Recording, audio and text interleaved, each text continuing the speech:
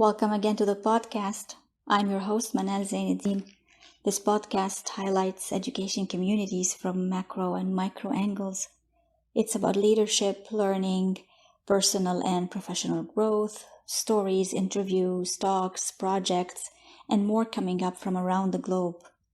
I always extend through this podcast Plutarch's famous quote, "The mind is not a vessel to be filled, but a fire to be kindled."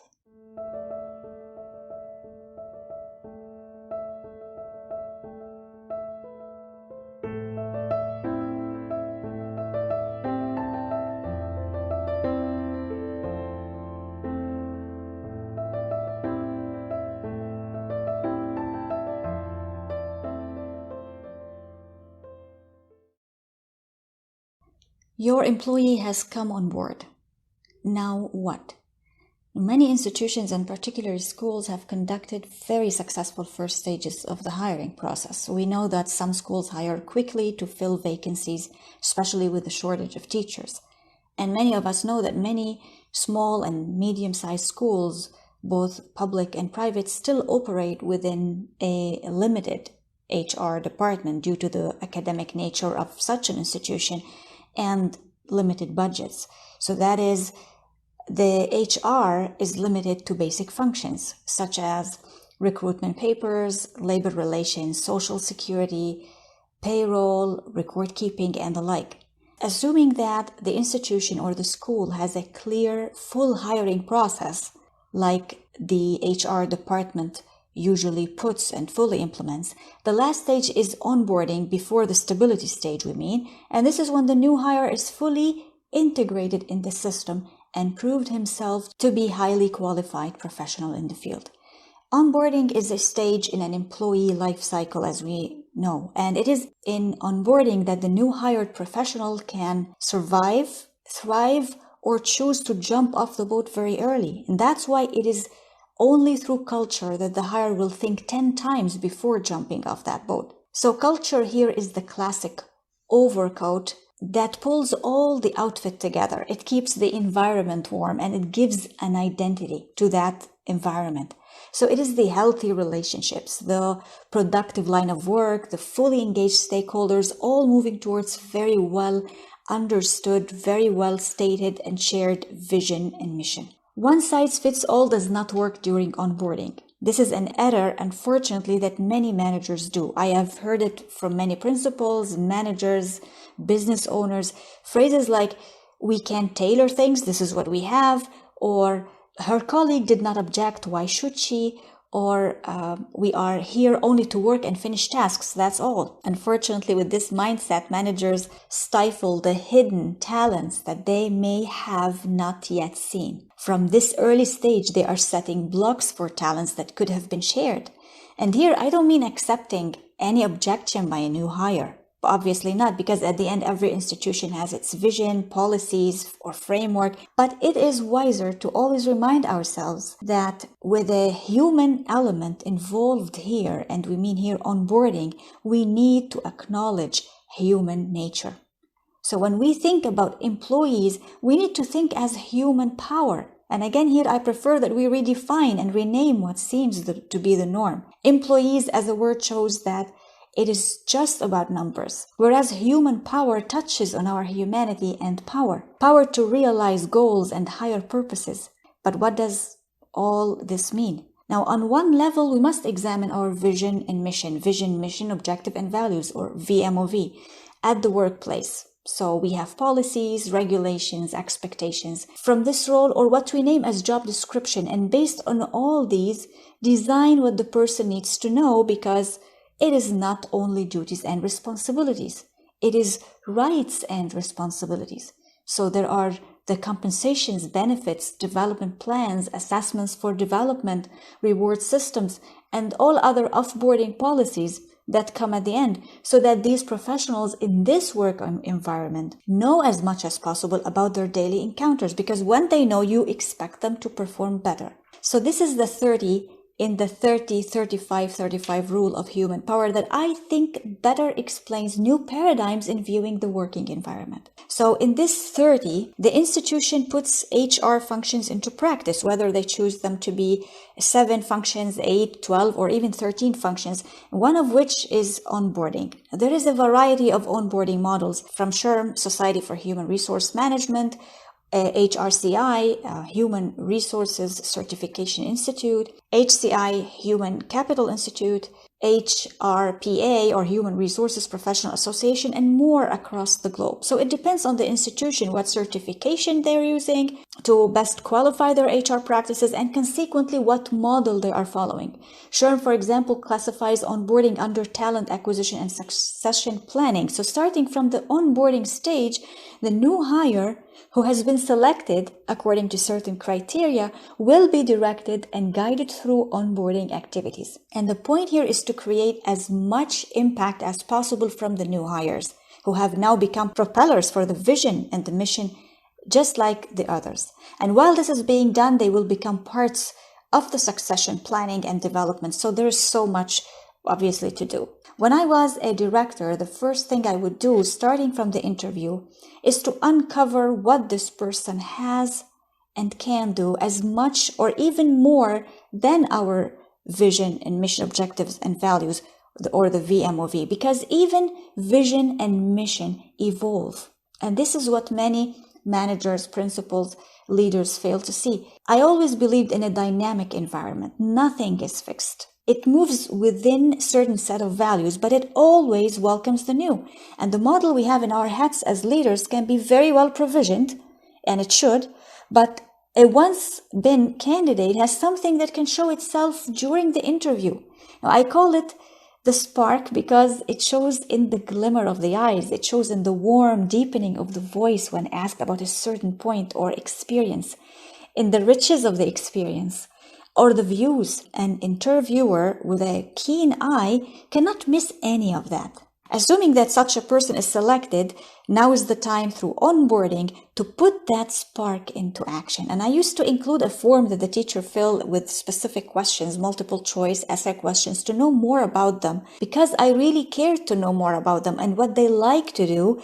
And based on that, we arranged activities in which the teacher showed her talent. Most of the time it was a skill, curricular, extracurricular, that would not have been known or noticed without that certain tool, which was a very simple tool, and after tool, of course, creations, because this is a creation. The leaders are creating opportunities for these new hires. These new hires should not just be there to have a job and a salary at the end of the month. They are there to develop. And if they do not develop during this year, then the school is simply not attending to the employees or to this human power in particular. So needless to say, when people do what they love and what they are wholeheartedly good at, it brings in all the good life force into that task because they do it with passion. So that's why 30, which is from the institution side, is not enough. The other 35 for the new hire are those hard skills and soft skills. They are the skills, whether those that are required to perform a certain technical task, if we may say so. These are the acquired skills, and the soft skills, these are the transferable skills. And the other 35 are those competencies mainly related to gifts and talents. So the personality, these are the attributes and the gifts and talents that this person has. So some may debate that the new hires must focus on the institution's vision, mission, objectives, and values, or the VMOV, and work accordingly. And this is true because we want to serve the institution at the end of the day. We cannot deny that. But the point of discussion here is how the new hires serve, or better said, contribute to the VMOV, because you may explain, you may demonstrate, you may set visuals and perfectly solidify this vision statement all over the place. But without the purposefulness, the commitment, and the effectiveness, all those VMOVs enforcement will result in less than average performance. Others may debate that hard skills are more important and that they cannot be equaled with soft skills and the competencies. This could have been true decades ago, but not now. With all the socio-economic challenges and the fast-paced world we live in now, everyone must and is expected to catch it. And that's why we need different type of skills, different type of competencies to support each other. Also, let's not forget the law from the 1940s. There are 3 types of unintended consequences. The positive, unexpected good effect, which sometimes may be referred to or described as good luck, which is the functional consequence, or it can be the negative, unexpected bad effect, which is the dysfunctional, and this comes in addition to what was expected. And the third type is that unreasonable, perverse, unforeseen, unpredicted effect, which is totally irrelevant. It's outside of that scope. It's opposite to what was intended. So that's why here I always say that no matter how much we envision, prepare, or set guidelines, protocols, regulations, there is this element of surprise.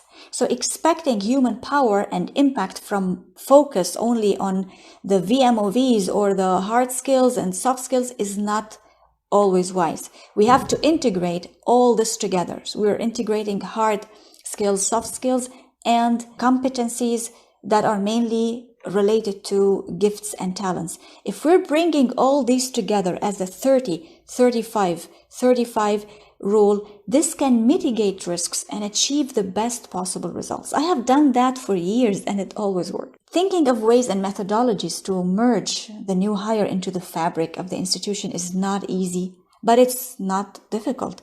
So with our VMOV or vision, mission, objective, and values in mind, there can be orientation, proper all sourcing, coaching, mentoring from the leaders, training and peer coaching, peer mentoring, focus groups, onboarding tasks, assignments, projects, directed networks, scorecards, and much, much more. We are taking ownership. This is what matters. We are owning our way and raising our standards while believing in our assets. This is the human power, because the human power is the only predictor for our win or loss. Buildings, facilities, material resources, digital prowess are nothing without this human power. They are needed, but human power is always more important. So we need to reflect on the people. Whenever it comes to the human factor, we need to acknowledge that everyone has a story to tell. How often can we tap into these stories?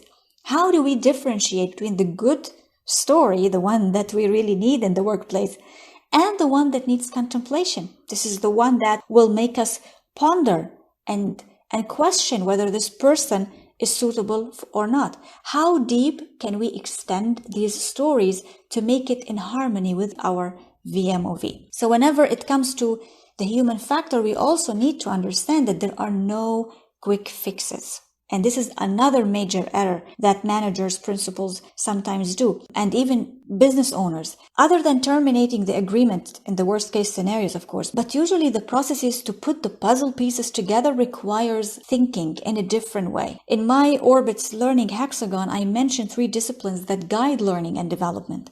The first one is unlearning, or what the new hire is advised to relinquish of the past irrelevant knowledge. The second is reflection, or the metacognitive thinking about one's knowledge, skills, attitude, and values, what we know as the KSAV. And the third is reciprocity, or this deliberate exchange of positive and healthy among all the staff. Reciprocity is also core in leadership. Leaders, whether HR or other leaders in the institution, in the school in this case, send out genuine appreciation not only in words and actions, but also through intention.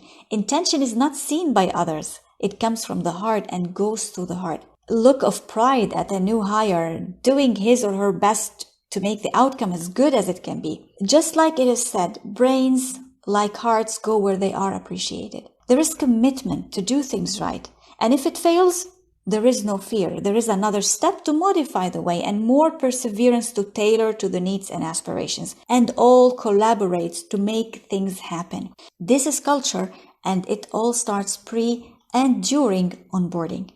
So ending, just like always, with an open-ended question for all of us to ponder. Are we considering human resources or human power? And to what extent Are we looking at the process with agility and allowing attributes to shine? Aren't attributes the catalyst to the outcomes we aspire?